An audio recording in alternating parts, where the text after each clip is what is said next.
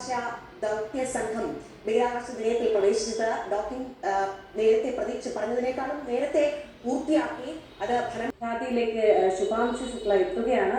ഒരുപക്ഷെ 41 വർഷങ്ങൾക്ക് ശേഷമാണ് ഇത്രയും വലിയൊരു ദൗത്യത്തിനായി ഇന്ത്യയിൽ നിന്നും ഒരു പൗരൻ മുന്നിൽ വരുന്നതെന്നുള്ളത് ഏറ്റവും അഭിമാനകരമായ കാര്യമാണ്. ഇതിൽ നിന്നും തിരിച്ചു വരുമ്പോൾ ഒരുപക്ഷെ ഇവരുടെ ഈ ഒരു ദൗത്യം കഴിഞ്ഞു വരുമ്പോൾ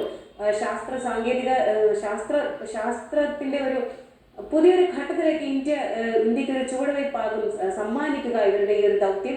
വാക്സിൻ ഫോർ ദ ദൗത്യത്തിൽ ശുഭാംശു ശുക്ലയോടൊപ്പം 4 പേരും കൂടെയുണ്ട്. ഇവർ ഉൾപ്പെടുന്ന ഈ ദൗത്യ സംഘം ഇപ്പോൾ നമുക്ക് ദൃശ്യങ്ങളിൽ നിന്ന് വ്യക്തമാണ്. ഈ ഒരു ദൃശ്യങ്ങളിൽ ബഹിരാകാശ നിലയത്തിന്റെ വാതിൽ തുറന്നു കഴിഞ്ഞു. ഈ ഒരു ആക്സിയം 4 വേണ്ടിയിട്ട് പോയ ഡ്രാഗൺ C213 എന്ന പേടകവുമായിട്ടുള്ള ഡോക്കിംഗ് കംപ്ലീറ്റ് ആയി കഴിഞ്ഞിരുന്നു. 4:30 പറഞ്ഞതെങ്കിലും ഏകദേശം 4 മണിയോടുകൂടി തന്നെ ഡോക്കിംഗ് പൂർത്തിയായി.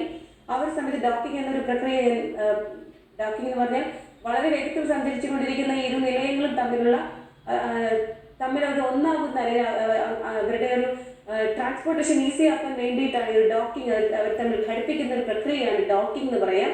ഡോക്കിംഗ് വളരെ വേഗത്തിൽ തന്നെ നടന്നു. 28 മണിക്കൂറോളം സഞ്ചരിച്ചാണ് ഈ സംഘം അവിടെ എത്തിയത്.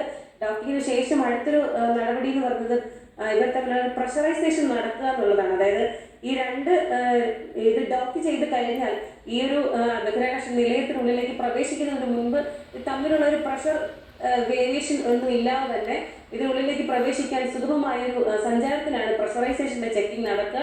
അതൊക്കെയാണ് ദൃശ്യങ്ങൾ കണ്ടുവരുന്നത്. തൊട്ട് മുൻപേ അതിൻ്റെതായ അവസാനപ്പെട്ട നടപടികൾ കഴിഞ്ഞു.